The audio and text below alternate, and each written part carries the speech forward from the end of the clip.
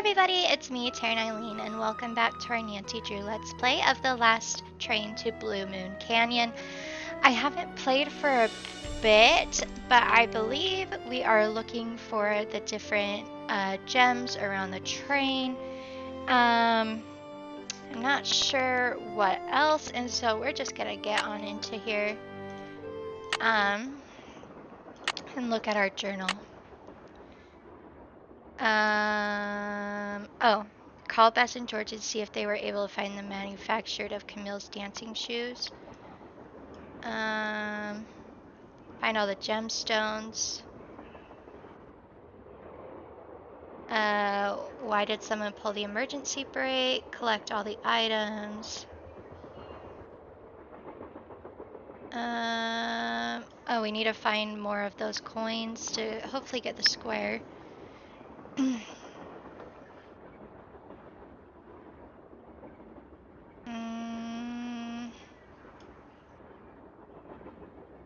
Check. Can't check that off yet.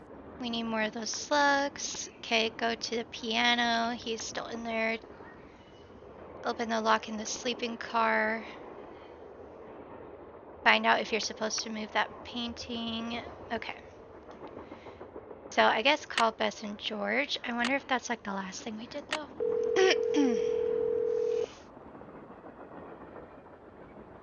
Hello? Me again. Just checking to see whether you were able to find out the name of those dancing shoes yet. Your wish is our command. But hang on to your hat. The name is a real mouthful. Whoa. The shoes were made by Chaussette Chatillon. Chaussettetes.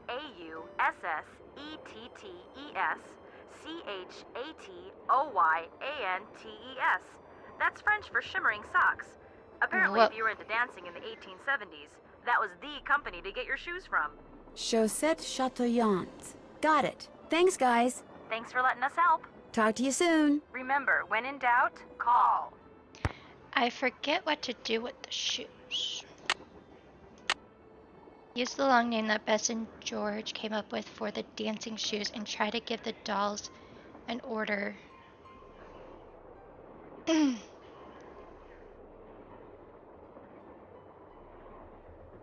Oh, maybe the names of the dolls represent like certain letters. So like CH could mean something, and then yeah. So I'm gonna write it on this page that has the dolls' names on it. Okay. This might give us another slug, or maybe a gemstone.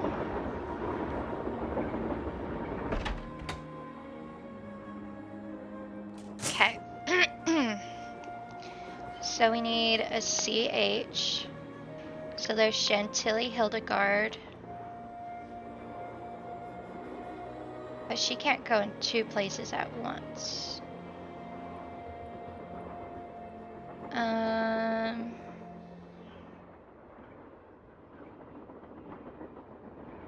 I guess CH for Chantilly? I don't know. AU. Awful Ursula. Okay, so we need Chantilly.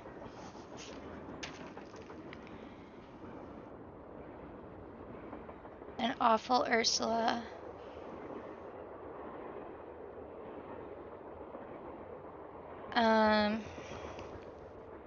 So we have CHAU. We need SS, which is Sickly Sarah.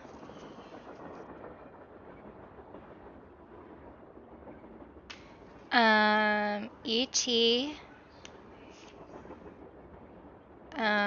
would be maybe Edna?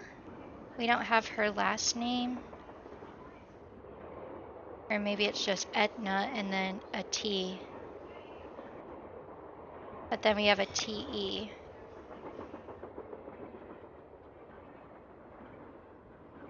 We're just gonna say it's Edna and then TE is Teddy. Everhart. Then we have an SC, Sadie Crawford.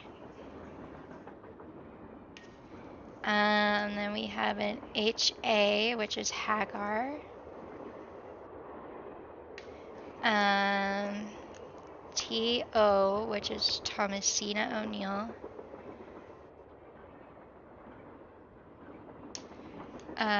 YA, is that right? Thomasina O'Neill, YA. Maybe Alice? I don't have something for the beginning, so maybe it's like a yawning Alice or like something like that.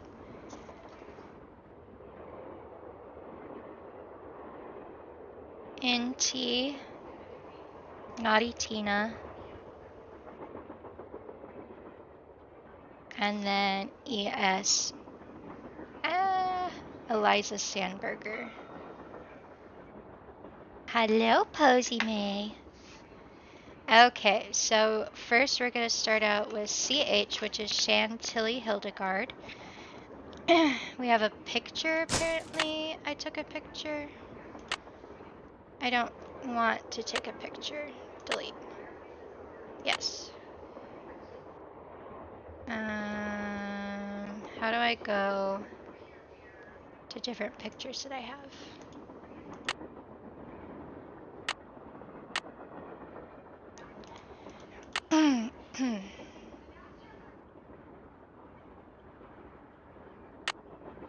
View pictures. Oh, right here. Okay, so... Okay. So she has like a pleated dress, like a little flower necklace that looks like in stringy hair.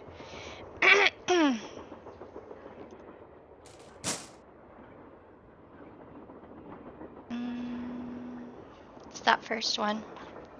Okay, so next is Awful Ursula.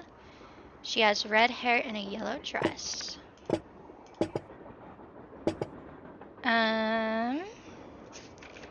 Sickly Sarah. She has one blue eye and one green eye. That's not her. That's not her. No. Mama. No.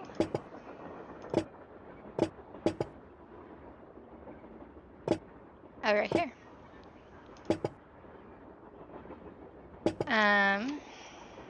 Then we have Edna, which is a two-part word, the mama one. Mama.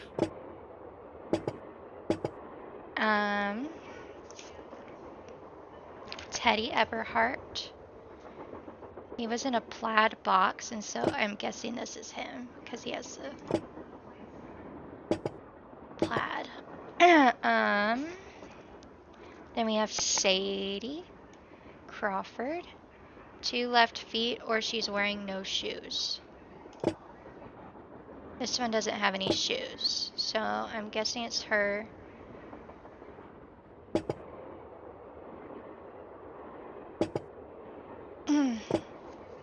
She also does have 2 left feet. Okay. Hagar Anderson was from the picture, so I think this one's him because he was wearing suspenders. Thomasina O'Neill, right? Hagar, Thomasina O'Neill. Possibly a blue ribbon. Or, like, I was thinking it was either like a blue ribbon or it could be her hair, like, tied up with a ribbon, like it was in that drawer. So, I'll put her there. Alice, she's tired. Naughty Tina has a fractured skull. And then Eliza Sandberger has the red ribbon. Yeah! Oh, here's more. Sweet. Is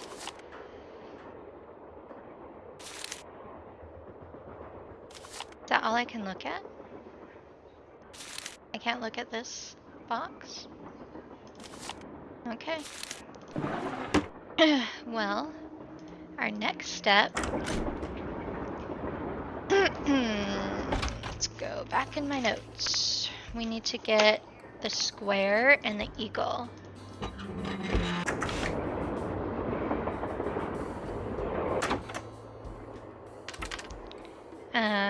So the square equals 4.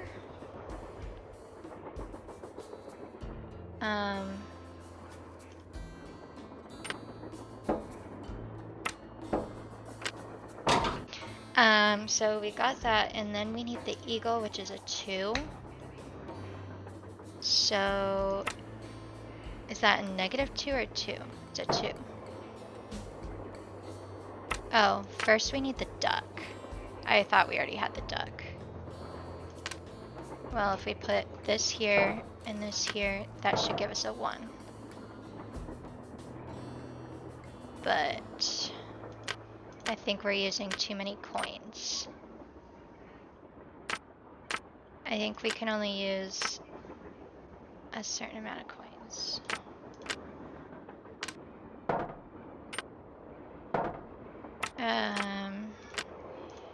We have the 8 over here and the 7 over here. That's a 1. But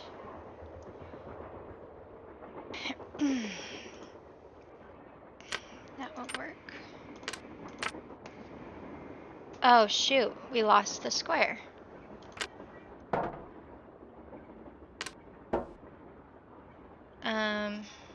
Is 4.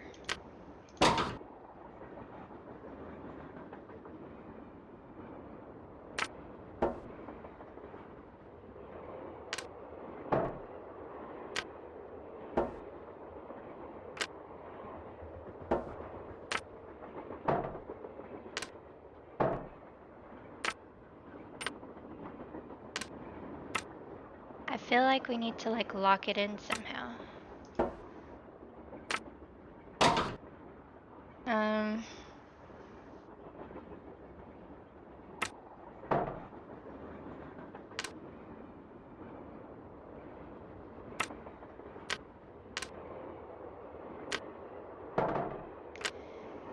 Is there like another way to get a +4?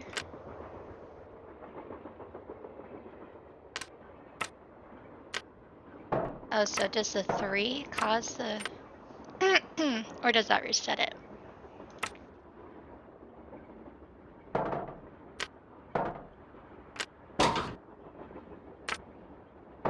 Okay, so just taking them all off resets it?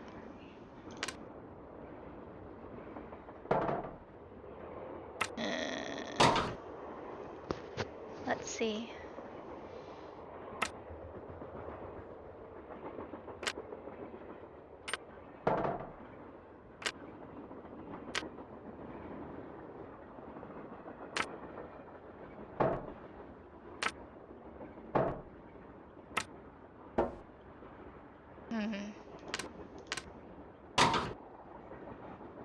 Well, there's another 4. I guess it doesn't matter if it's a -4 or a +4.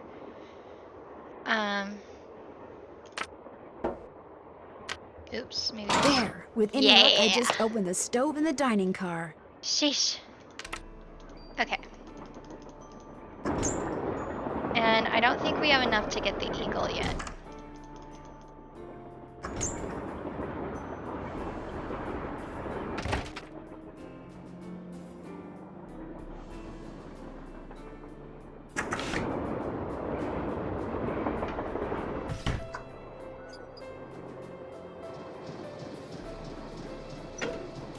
James Thurston. I hereby agree to pay James Thurston the sum of $9 a week, plus room and board in return for his services as the engineer in my train. Okay, so now that we have the name, maybe we tell Charlena Purcell. More questions? I'll let you get back to your writing. That would be nice. Maybe call Bess and George, or tell the boys? Nancy, you missed it. Missed what? The argument of the century. Joe, he's exaggerating. Oh, come on, you heard him. They were ready to tear each other to shreds. Who? Charlena and Lori. All we heard was the tail end of it, and unfortunately we really couldn't make out what they were saying. So you don't know what they were arguing about? No. But whatever it was, both of them were absolutely out of their minds, livid. And it would probably be a good idea to find out why. Let me look into it. I'll talk to you later, okay? You know where to find us. Okay. More questions? What were you and Lori arguing about earlier today? Lori and I? We weren't arguing. We were simply discussing a topic about which both of us are passionate, that's all. You weren't angry? No. And even if we were, that's really none of your business. Hmm. I know that sounds harsh, but really, Nancy, eavesdropping is so I wasn't tacky. eavesdropping. Actually, it was Frank and Joe Hardy who overheard you. They said I should talk to you before they gave me all the gory details, but since you obviously don't want to tell me your side of the story, I'll just have to get the scoop from them. No, you don't have to do that. A storyline that Lori submitted to me found its way into my last book, despite the fact that she never received compensation for it. She's reading the book now, and when she got to that part, she freaked. You stole one of her ideas? She That's had not good. no business sending me unsolicited material. But technically, yes. Ugh. Now, legally, she can't prove anything, and I'm certainly not about to admit anything. And it's not as if she needs the money. But that's what we were arguing about. For what it's worth, I'm going to talk to this producer I know to see if he'll cast Lori in his next movie. It'll help ease my conscience, and who knows? She could wind up being a star. I mean, she is blonde. Oh my gosh. I'll let you get back to your writing. All right, then.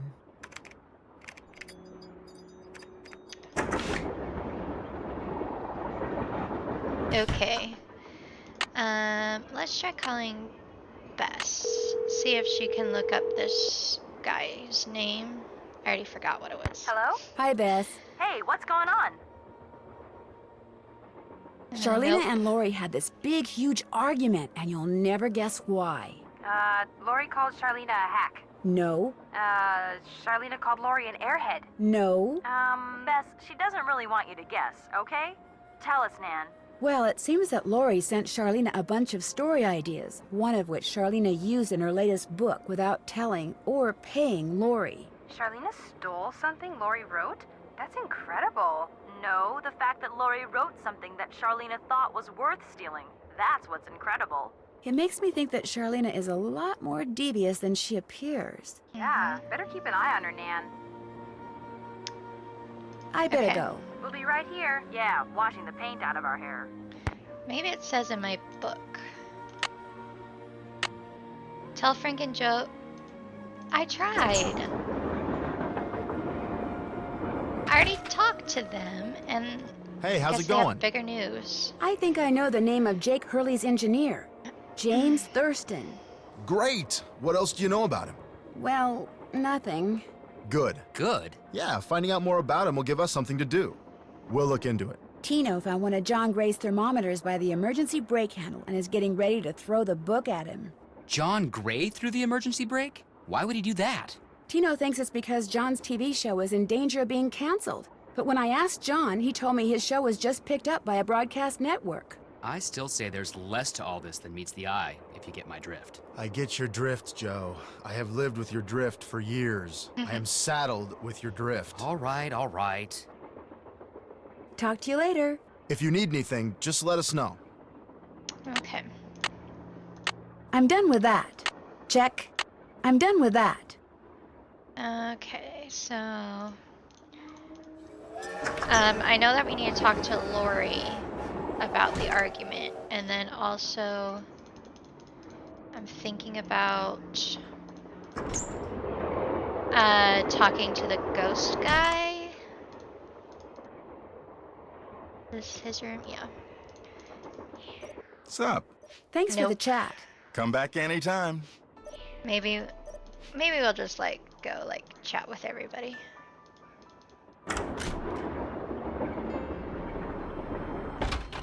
Before we head out to Lori. What's that on the floor?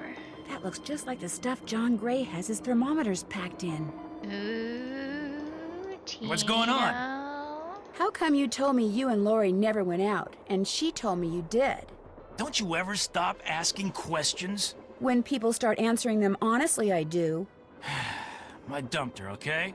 I'm not proud of what I did. I'm not happy about what I did, but it's done. It's over. Now let's drop it. If you didn't want to dump her, why did you?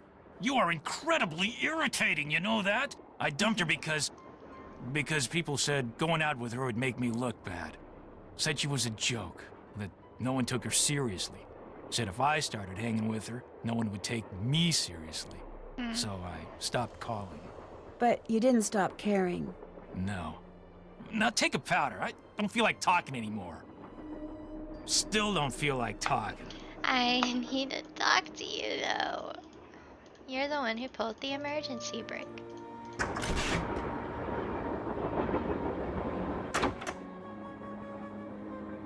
Still can't do anything in here. Okay. Yes? Guess I better get to work. You go, girl. I wonder if he feels like talking now.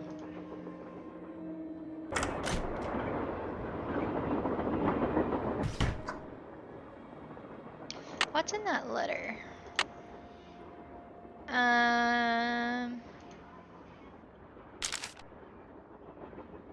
Let's see.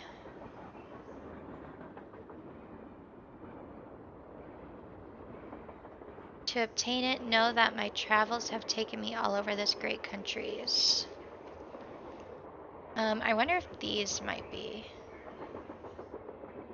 Calico. Silverado. Oh my gosh, I think this is it. Central City. I'll explain in a second. Dodge City. Virginia City. Virginia. Okay. City. And Tombstone.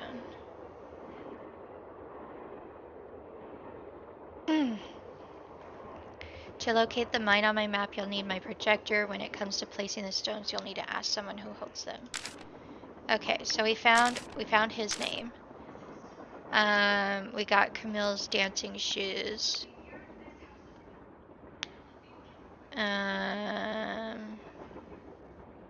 As for my beloved Camille, she has 4 words for you. Words which, when translated into numbers and used in combination, will power my projector. Okay, so we need to go to her gorge. I mean, her grave.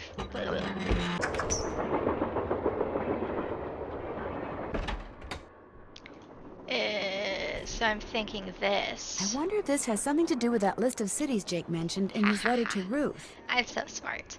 Okay, so we first have Calico. So Calico.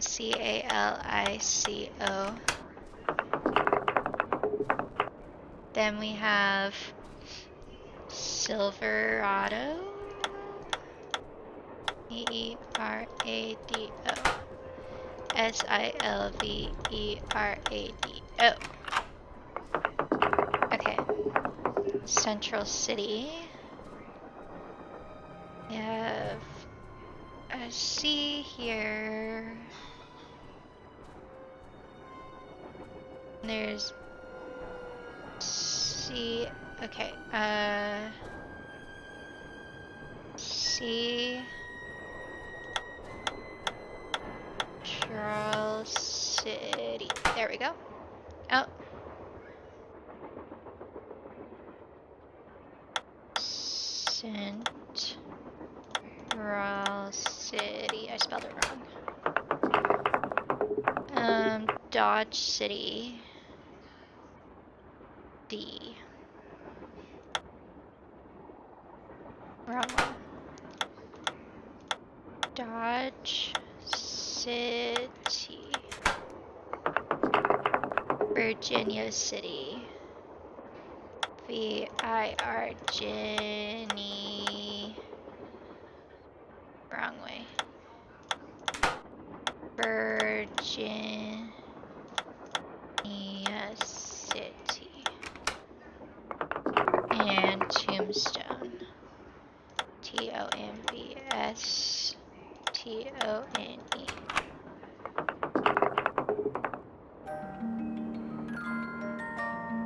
what does that give me?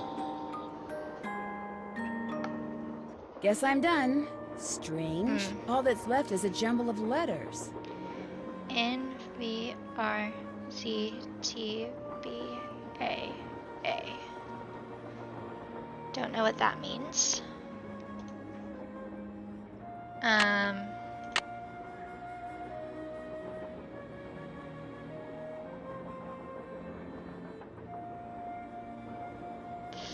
Let's see. So, we got the stove. I'm done with. Finish that. Solve the puzzle with the letters. I'm done with that. We just don't know what it means. Haven't done that yet. We need more slugs. We need to play the piano. Okay. Let's go talk to Frank and Joe about the name.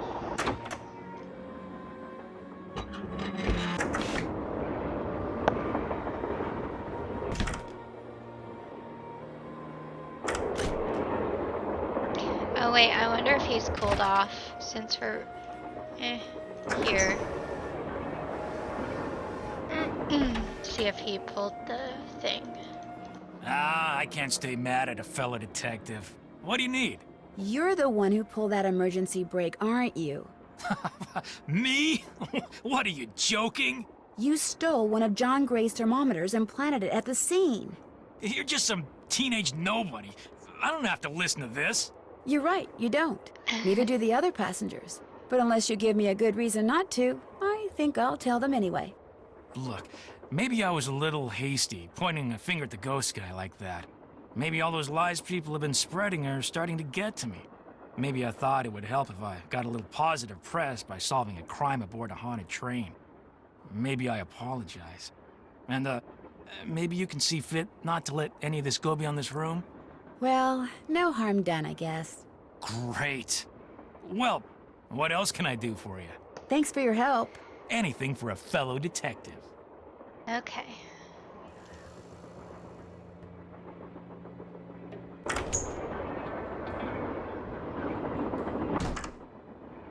Now we go ask Frank and Joe if they found any information. I just think it's annoying that nobody's leaving their rooms because I gotta play the piano and I've gotta get that amethyst. Hey, how's it going? Were you able to find anything out about Jake's engineer, that James Thurston guy?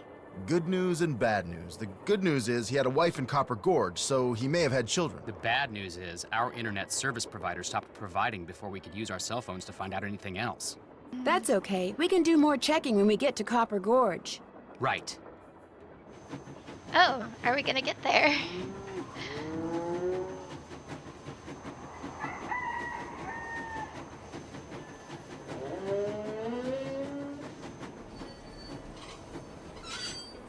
Cool. People might leave their rooms now. Well, since we just got to Copper Gorge, I'm gonna leave it here for today. Pretty exciting stuff happened. We were able to figure out the dolls and the letter puzzle box thingy.